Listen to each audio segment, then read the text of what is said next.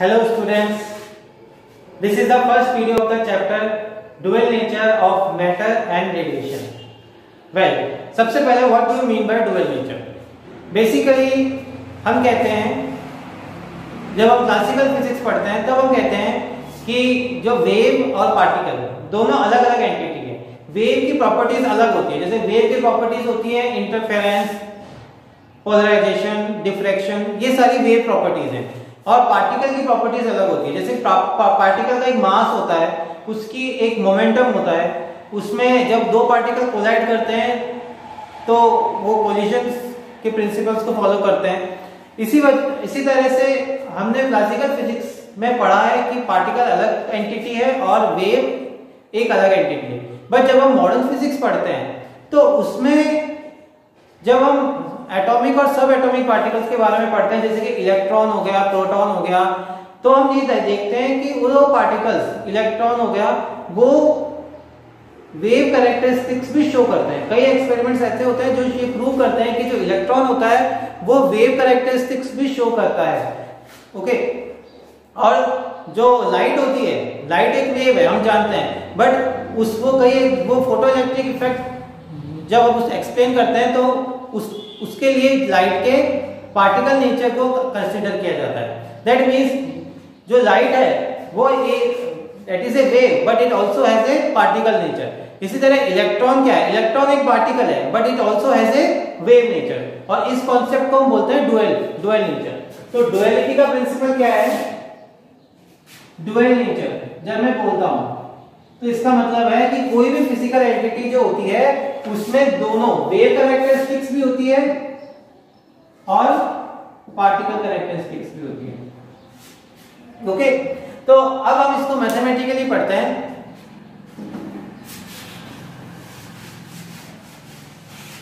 तो सबसे पहले जो इसके लिए कॉन्सेप्ट दिया था वो डी ब्रॉगली ने दिया था। तो डी ब्रॉगली हाइपोथेसिस क्या है, that it says that if a particle is moving with momentum p, then its wavelength is given by lambda is equal to h upon p. Lambda is the wavelength, h is the Planck's constant। h क्या होता है, Planck's constant, और इसकी value होती है 6.6 into 10 to power minus 34 joule second.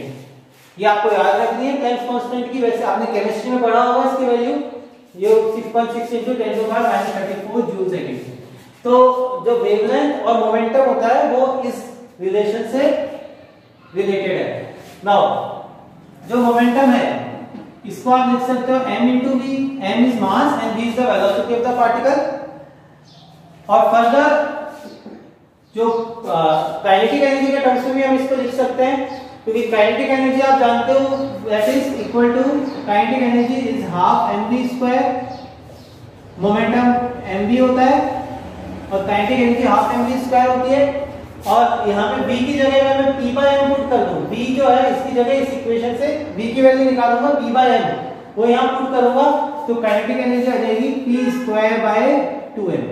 Okay, तो kinetic energy को आप p स्क्वायर बाय 2m लिख सकते हो, तो यहाँ से p की वैल्यू आ जाएगी अंडर रूट 2m के।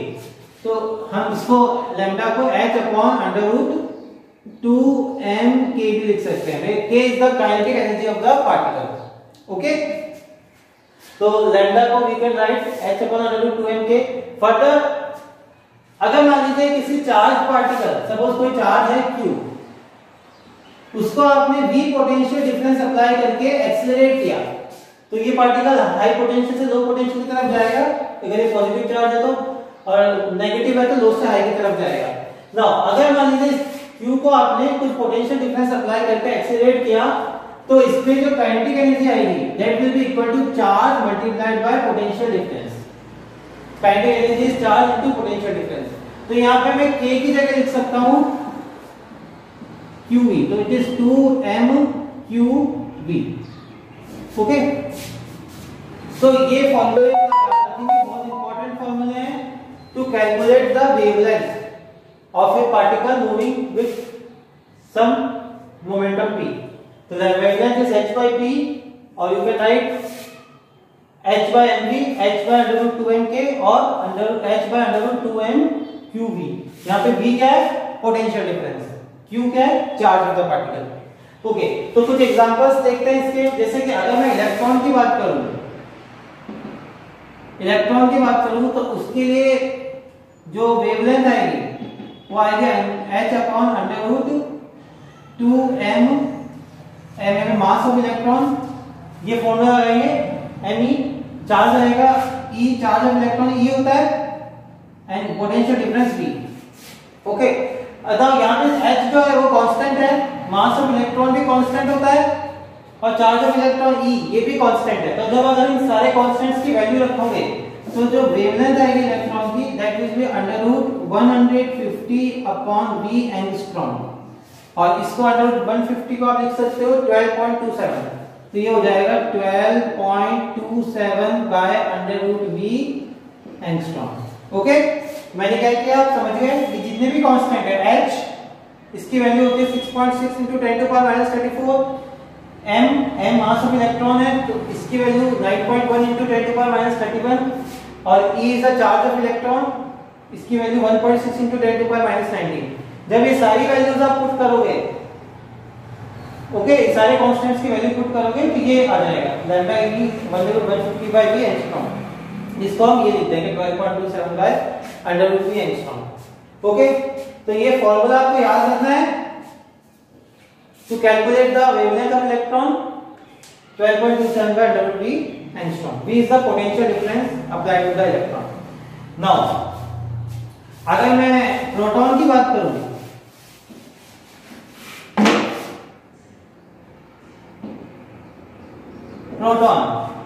प्रोटॉन के लिए इस फॉर्मूले में यहां मास ऑफ प्रोटॉन आ जाएगा और यहां पे चार्ज ऑफ प्रोटॉन आ जाएगा।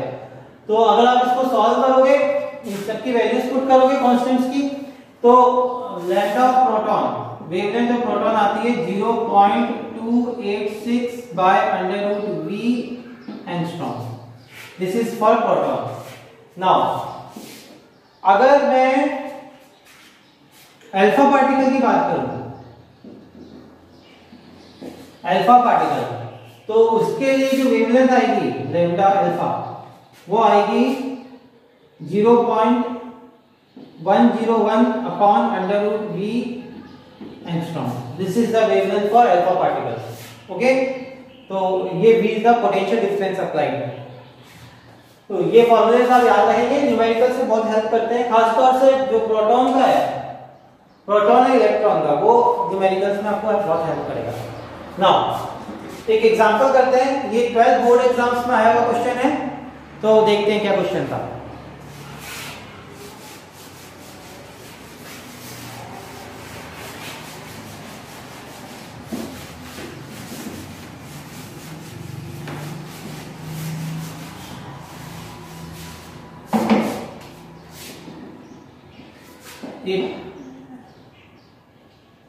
A proton and an alpha particle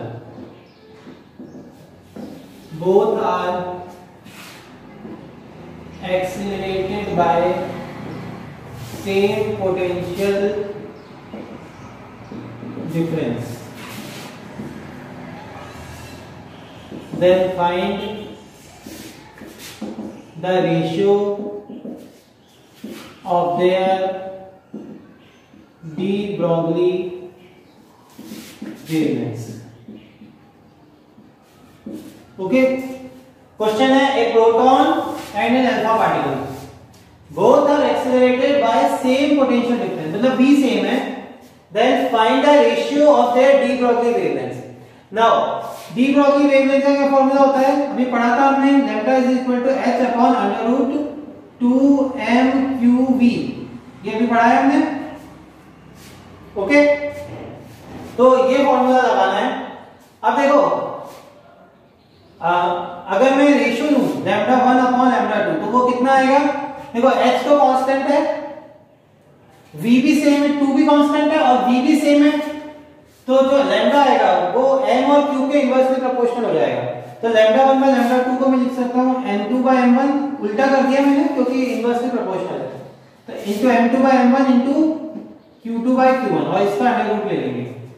now इसमें अगर वैल्यूज पुट करें, नाउ M2 क्या होगा, देखो लैम्डा मान लीजिए लैम्डा 1 प्रोटॉन है, प्रोटॉन के लिए, और लैम्डा 2 अल्फा पार्टिकल के लिए। तो M2 क्या हो जाएगा यहाँ पे, mass of alpha particle. Okay, जो सेकंड है वो मैंने अल्फा पार्टिकल माना है, तो मास ऑफ अल्फा पार्टिकल। अब अल्फा पार्टिकल में 2 प्रोटॉन और 2 न्यूट्रॉन होते हैं, तो टोटल 4 पार्टिकल होते हैं। दैट मींस उसका जो मास होगा वो 4 AMU होगा, क्योंकि प्रोटॉन और न्यूट्रॉन दोनों का मास लगभग 1 AMU होता है। तो क्योंकि 4 पार्टिकल होते हैं, 2 प्रोटॉन और 2 न्यूट्रॉन, तो अल्फा पार्टिकल का मास हो जाएगा 4 AMU, प्रोटॉन का मास हो जाएगा 1 AMU into charge. What is the charge of alpha particle, क्योंकि इसमें 2 प्रोटॉन है, न्यूट्रॉन तो चार्जलेस होते हैं, न्यूट्रॉन तो न्यूट्रल होते हैं, और अल्फा पार्टिकल में 2 प्रोटॉन है, तो इससे चार्ज हो जाएगा 2e, where e is charge of proton, और Q1 हो जाएगा चार्ज ऑफ प्रोटॉन e। तो इसको हम सॉल्व करेंगे तो आंसर आ जाएगा √8/1।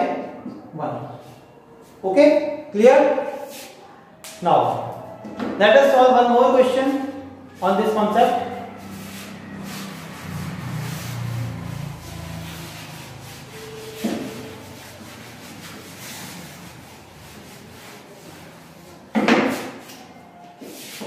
An electron and a photon are having same wavelength of 1 angstrom. Then find the ratio of their energies. Okay, तो इस क्वेश्चन में आपको दिया हुआ है कि एक इलेक्ट्रॉन और एक फोटोन।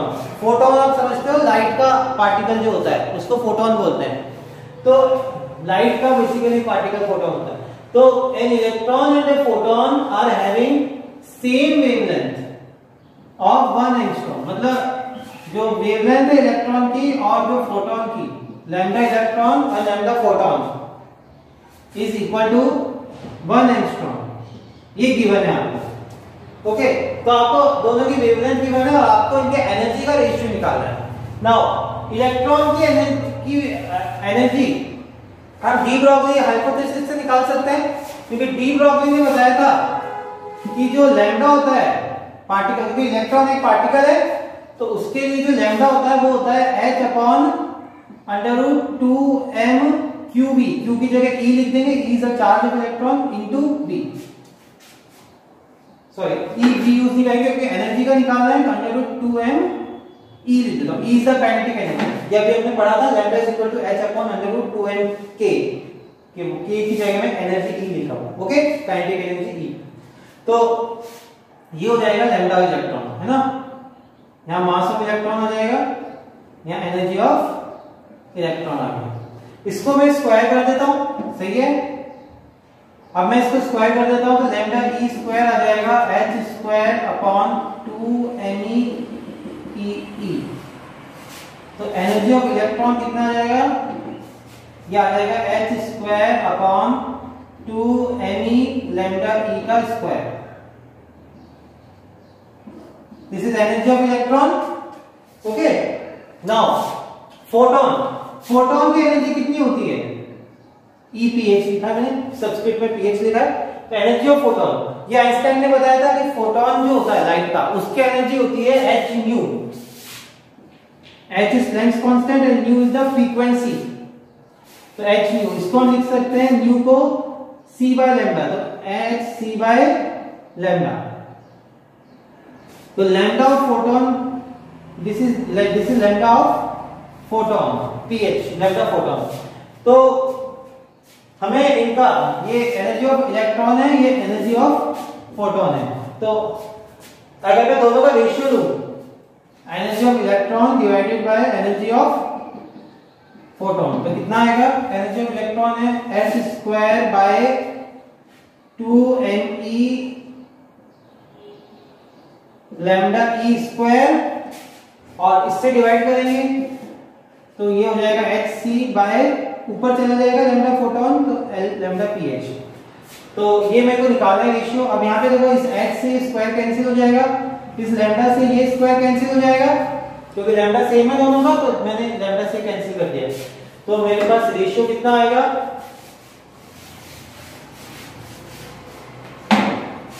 ओके इसको ऊपर लिख रहा हूं, तो energy of electron upon energy of photon आ जाएगा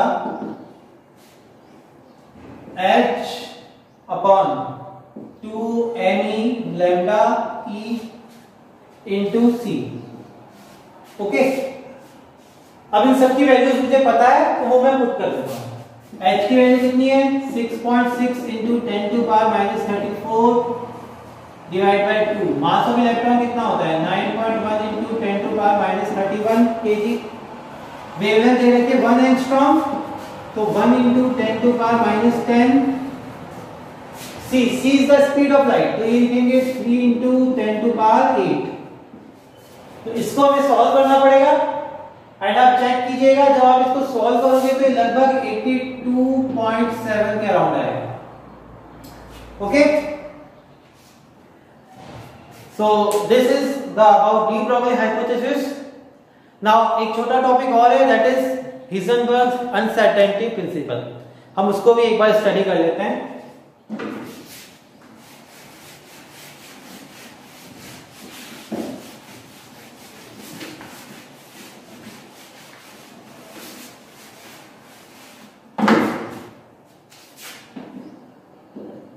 Heisenberg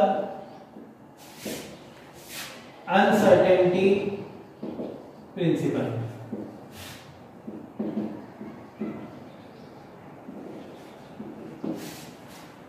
Heisenberg uncertainty principle basically ये कहता है कि जब आप सब एटॉमिक पार्टिकल्स की बात करते हो जैसे इलेक्ट्रॉन और प्रोटॉन, तो इट इज नॉट पॉसिबल कि हम उनकी पोजीशन और मोमेंटम को 100% एक्यूरेटली डिटरमाइन कर ले। क्योंकि अगर आप सब एटॉमिक पार्टिकल्स की बात करते हो तो ये पॉसिबल ये कि उनका पोजीशन और मोमेंटम एकदम 100% एक्यूरेसी से डिटरमाइन कर ले। ओके क्योंकि जब आप क्लासिकल फिजिक्स पढ़ रहे थे, क्लासिकल फिजिक्स में तो हम किसी पार्टिकल की पोजीशन 100% सर्टेनिटी से बता देते हैं कि ये पार्टिकल की ये पोजीशन है, उसका मोमेंटम भी हम 100% एक्यूरेसी से मेजर कर लेते हैं। That is for classical physics. But in modern physics uncertainty रहती है हमेशा। ओके यानी हमेशा कुछ ना कुछ एरर आएगी। अगर जब आप मोमेंटम मेजर करोगे तो उसमें भी एरर आएगी पार्टिकल का, और अगर आप उसका पोजीशन मेजर करोगे तो उसमें भी कुछ एरर आएगी। तो इसको मैथमेटिकली ऐसे लिखते हैं that delta x into delta p is approximately h bar, okay where h bar is h upon 2 pi। तो ये हो जाएगा delta x into delta p is approximately equal to h upon 2 pi। h bar एक constant है जिसकी value h upon 2 pi के बराबर होती है। h यहाँ पर प्लैंक्स कांस्टेंट है। तो this is the Heisenberg uncertainty principle where what is delta x?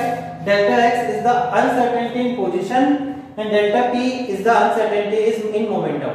इनका प्रोडक्ट लगभग h upon 2 pi के बराबर होता है, इसके ऑर्डर का होता है। ओके और अगर आप इसको दूसरे वे में लिखोगे तो और ज्यादा अगर इसको मैथमेटिकली एनालाइज करते हैं तो हम ये देखते हैं कि जो delta x into delta p की वैल्यू आती है वो h upon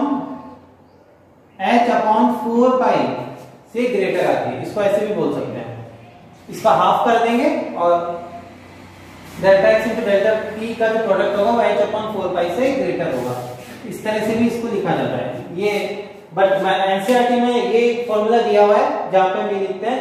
बाकी अगर मैथमेटिकली इसको और ज्यादा एनालाइज करते हैं तो ये रिजल्ट आता है that delta x into delta p is greater than h upon 4 pi। Okay clear है या ठीक है। नाउ इसका मतलब क्या है? इसका मतलब यह है कि आप 100% एक्यूरेसी से इस पार्टिकल की पोजीशन और मोमेंटम नहीं बता सकते।